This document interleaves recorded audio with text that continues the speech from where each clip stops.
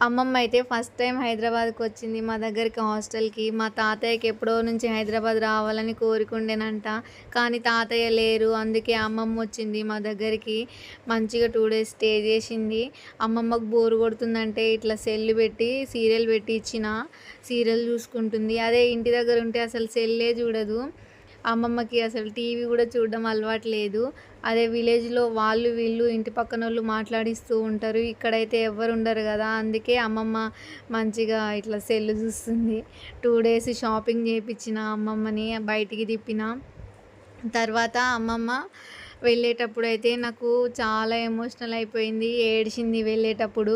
1 ఇయర్‌కొచ్చింది అమ్మమ్మ. మేము వెళ్ళక 1 ఇయర్ అయితుంది హాస్టల్ నుంచి. నాకేమో లీవ్స్ ఉండవు. అందుకే వెళ్ళలేదు. అమ్మమ్మ వెళ్ళేటప్పుడు నాకు 500 ఇచ్చింది.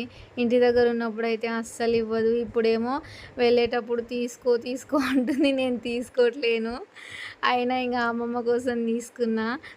అయితే మీకు గూడా మీ అమ్మమ్మ ఇట్లా ఎమోషనల్ అయితే నాకు కామెంట్ జేయండి. మా అమ్మమ్మ కోసం లైక్ జేయండి, షేర్ జేయండి, సబ్స్క్రైబ్ జేయండి. ఈ